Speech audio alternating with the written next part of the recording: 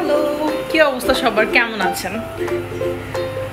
তো অনেকদিন পর আমি আবার ভিডিও করতেছি। আমি জানি না এতদিন আমি কি করছি, কিভাবে গেছে সময় আমার, কিভাবে পার হয়েছে, আমি কিচ্ছু জানি না। স্যারের আমার মনে হচ্ছে যে আমার একটা ভিডিও করা উচিত আর আপনাদের সাথে সব কিছু শেয়ার করা উচিত না। যেহেতু আমার ছুটি চলতেছে, সেমিস্টার ফাইনাল শেষ, দেন হচ্ছে ছুটি চলতেছে, এখন আমি একদম টোটালি রিল্যাক্সড। আমি চাইলে প্রতিদিনই ভিডিও আপলোড করতে পারি, আপনাদের সাথে শেয়ার করতে পারি প্রতিদিন, কিন্তু আমি সেটা করতেছি না জাস্ট বিকজ অফ আমি অলস। যাই হোক, hello, I am Faiza, welcome to my page and welcome to my new video. চলেন, আজকে আমি করবো হচ্ছে দই বানাবো। বেসিক্যালি দই বানাতে যাচ্ছি, তো মাথায় আসলো যে আপনাদের সাথে সেটা শেয়ার করি। মিষ্টি দই না, কিন্তু টক দই, যেটা আমাদের জন্য অনেক হেলদি আর আমাদের সবারই খাওয়া উচিত। যাই হোক, তো চলো, দই বানানোর জন্য আগে আমি হচ্ছে নিয়ে নিচ্ছি দুধ, যেটা আমি ফ্রিজ থেকে বের করতেছি, একদমই ঠান্ডা ঠান্ডা দুধ। বেশি না, 1 কেজি দই নিয়েছি, সরি দই না, 1 কেজি দুধ নিয়েছি দই বানানোর জন্য। জানি না হবে নাকি নষ্ট হবে, যদিও আমি দই বানাতে পারি, আমি আগেও দই বানিয়েছি অনেকবার, মিষ্টি দই বানিয়েছি, টক দই বানানো হয় না। এই যে আমি আড়ংয়ের ডেইরি ফার্মের এই দুধটা নিয়েছি, এটা মেবি ফুল ফ্যাট নাকি উইদাউট ফ্যাট আমি জানি না, যতদূর। যাই হোক, এই 1 লিটার দুধ নিয়েছি, পানি করতেছে। যাই হোক, এটা একটু নর্মাল হোক ততক্ষণ অবধি।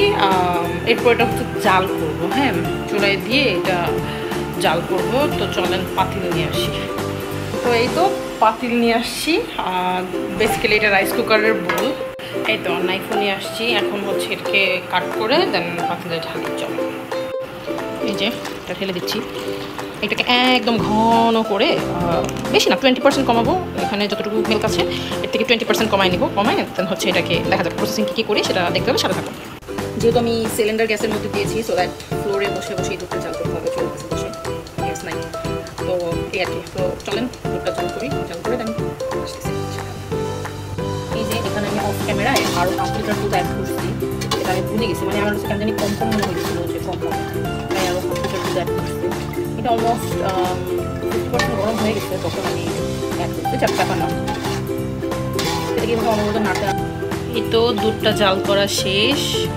এখন এই দুধটাকে একদম কুসুম গরম কুসুম গরম অবধি আসা অবধি আমি রাখবো, যাতে করে এটি মানে এটার মধ্যে যত জলীয় বাষ্প আছে ওটা যাতে বের হয়ে যায়। ততক্ষণ অপেক্ষা করব ঠান্ডা হওয়া অবধি। আর চলেন এখন টক দইয়ের যে বাকি প্রসেসটা সেটা সেরে নেওয়া যাক।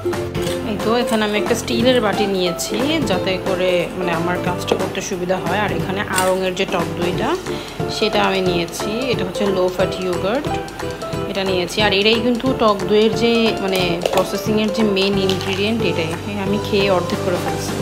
যাই হোক, যেহেতু 1 লিটার দুধ, সেখানে হচ্ছে আমার এখানে 5 টেবিল চামচের মতো দই লাগবে।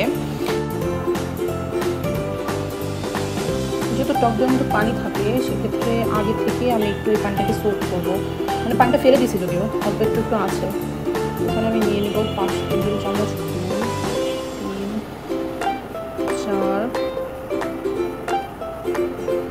5, এতটুকু এনাফ 1 কেজি দুধের জন্য। এটাকে ভালোভাবে ফেটে নিতে হবে, যাতে কোনো লাম্পস না থাকে টক দইটার মধ্যে। আমি এক হাতে ধরে ভিডিও করতেছি, তো তাই আর কি একটু প্রবলেম হচ্ছে। আচ্ছা চলেন, এটা প্রসেসটা শেষ হওয়ার পর দেখা হচ্ছে। এবং এখানে টক দইটা ফাটা শেষ, আর দুধটা হচ্ছে মোটামুটি রসুন গরম হয়ে গেছে। তো এখানে আমি হচ্ছে এখান থেকে কিছু দুধ নিব, কিছু দুধ নিয়ে এটার সাথে মানে টক দইটার সাথে মিক্স করবো আর কি। আগে যে দইটার সাথে ভালোভাবে মিক্স করে নেব।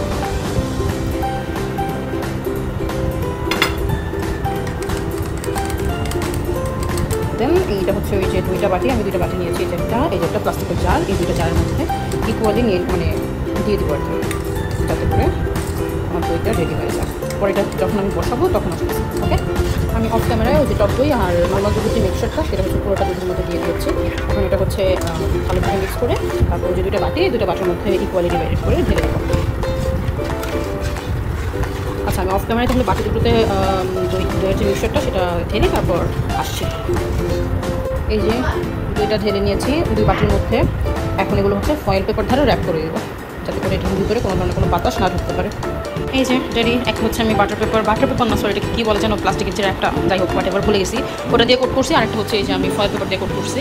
এখন এগুলো একটা যে জায়গায় হচ্ছে আপনার একদম বাতাস যাবে না, আলো আসতেছে দিকে, যে জায়গায় একদম বাতাস যাবে না, গরম একটা স্থানে রাখবো, যেখানে হচ্ছে আপনার মোটামুটি টাওয়াল আর কাঁথা কম্বল যাই থাকে সেটা দিয়ে দিব, যাতে মানে এটা মেক শিওর করতে হবে যাতে এটা হচ্ছে আপনার গরম থাকে আর কি। এটা মেক শিওর করতে হবে যে এই জায়গাটা হচ্ছে গরম থাকবে প্রপারলি, এখানে কোনো আলো মানে বাতাস আলো কোনো কিছু এখানে যাবে না।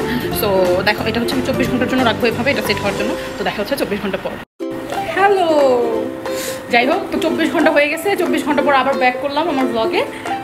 কাল যেহেতু টক দই রাখছিলাম বানানোর জন্য, সরি টক দই বানাইতে দিয়েছিলাম, ওটা বসতে দিছি। সো চলেন দেখা যাক ওটা হয়েছে কিনা। চলেন, আমার বাসায় গেস্টও আসছে আজকে। এই যে দেখেন বিটরুট দিয়ে ফেসিয়াল করতেছে আমার সাথে, বুঝতেছেন ব্যাপারটা। তো চলেন ওইটা হচ্ছে বের করা যাক। ওকে, টক দইটা আনা যাক, বের করা যাক।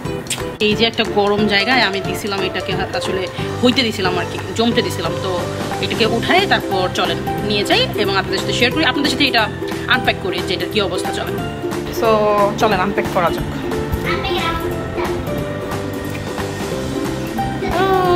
This is the final look. এই যে দেখেন, একটু কম জমছে যদিও, বাট ইটস ওকে। কম জমছে বলতে একবারই কম না, মানে নর্মাল একটা টক দই ফ্রিজে রাখার পর যেভাবে সেট হয় সেটা হচ্ছে ফ্রিজে রাখার পরে হচ্ছে একটু শক্তভাবে সেট হয়, কিন্তু এটা তো ফ্রিজে রাখি না এখনো। এটা ফ্রিজে রাখলে হচ্ছে একদম ওভাবে, মানে দোকানে যেভাবে সেট হয় ওভাবে হয়ে যাবে। এটাও খুলি, চলে এটা অফ ক্যামেরায় খুলে নিই। চল, আসলে কি বলবো, আমি অনেক হ্যাপি যে আমি এটা বানাতে পারছি, যদিও আমি মিষ্টি দই টক দই দুইটাই বানাতে পারি প্রপারলি। এই যে দেখেন, এটা হচ্ছে ফ্রিজে যদি রেখে দিই একদম দোকানের মতো সেট হয়ে যাবে। চলেন, তো এটা আমি এখন খাবো। আর যদিও আমি চাইলে আরও 1-1.5 ঘন্টা রাখতে পারতাম, কিন্তু আমি রাখি নাই। মূলত আমার যে বাসায় টক দই সেটা হচ্ছে আড়ঙের, যেটা আমি খাই সেটা শেষ হয়ে গেছে। আর আমি এখন আর দোকানের টক দই খাবো না, কারণ ওটা অনেক বেশি ওই যে মানে ফার্মেন্টেড থাকে, তো ওটা না খাওয়াই উত্তম। আর ওটার মধ্যে অনেক কিছু দেওয়া থাকে। ওইটা যে রিয়েল টক দই এমন না, এটা একদম অথেন্টিক টক দই যেটা বাসায় বানাবো। তো চলো এখন হচ্ছে আমি টকদইটা খাবো, দেখি কেমন হয়। আর আজকে টিকটকের ফিল্টার দিয়ে 2 দিন ধরে ভিডিও করতেছি, কালকে করছি আজকে করছি, অটো ফিল্টার পড়ে যায়। পরে ভিডিও শেষে দেখি যে আমার ফেসে তো ফিল্টার পড়ছে, আমি বলতেই পারি না।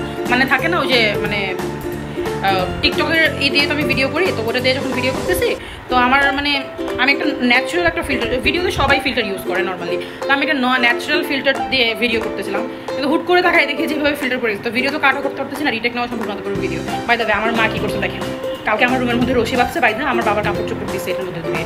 এটা কোনো কথা? কারণ বাইরে বৃষ্টি হইতেছে, ছাদে দিছিল, বৃষ্টিতে ভিজে গেছে, ঘরে এনে দিচ্ছে। আমি বলছি বানানো তো না, এখানে দিই, তাড়াতাড়ি শুকবে। যাই হোক, তো চলেন খাই, টক দইটা খাই, দেখি কেমন হয়েছে।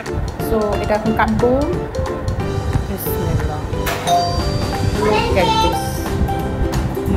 মাশাআল্লাহ, আমি যেমনটা চাইছিলাম তেমনটাই হচ্ছে একদম। হাতে যা দেখো কি আসছে, ঘরে বানানো টক দইটা এরকম হবে। আরেকটা সেট হবে যদিও। তো এই যে টক দই রেডি। আরে দাঁড়াও একটু খাইয়া রিভিউ করি। যদিও আমি বানাইছি তাই বলে যে আমি ভালো করবো এমনটা না, যেমন হয়েছে তেমনই বলবো। আর আমার জানা মতো একদম পারফেক্ট হয়েছে, কজ আমি আগেও আরও বানাইছি টক দই, মিষ্টি দই, এগুলো আমি আগেও বানাইছি। তারপর হচ্ছে মিষ্টি বানাইছি, সো ওগুলো আলহামদুলিল্লাহ কোনো ফেল হয় নাই। সো খাওয়া যাক। পাপড়ি দেখা যাচ্ছে মোবাইলে।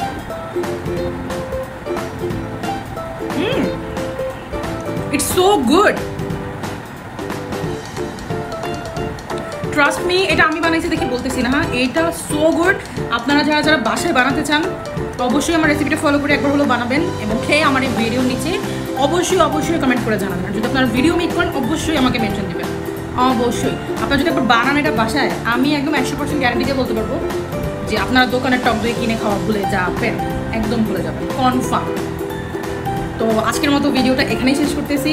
যদি ভিডিওটা আপনাদের ভালো লাগে তাহলে অবশ্যই লাইক করবেন, কমেন্ট করবেন, আর যদি ভালো লাগে তাহলে ইউটিউবের ব্লগের কথা বলতেছিলাম। তো চলেন আজকের ভিডিওটা এখানেই শেষ করে দিই। আর যদি আপনাদের ভালো লাগে আবারও বলতেছি, সেটা হচ্ছে আমার ইউটিউব যে চ্যানেলটা আছে সেখানেও আমার এই ভিডিওটা আপলোড হবে। ইউটিউব থেকে যদি দেখে থাকেন তাহলে অবশ্যই আমার চ্যানেল থেকে সাবস্ক্রাইব দিয়ে আমার পাশে থাকবেন। আর যদি ফেসবুক থেকে ভিডিওটা দেখেন অবশ্যই আমার পেজ একটু লাইক দিয়ে দেবেন, আর হচ্ছে একটা ফলো দিয়ে দেবেন। দিতে আর কি যায় আসে। আমার নতুন পেজ ইয়োর ফাইজা, সেখানেও আপনারা জয়েন হয়ে যাবেন, বাস পরবর্তী ভিডিওগুলো আমার সেখানেই আসবে। এই আর কি। তো ভালো থাকবেন সবাই, সুস্থ থাকবেন, দেখা হবে পরবর্তী কোনো ভিডিওতে। আল্লাহ হাফিজ।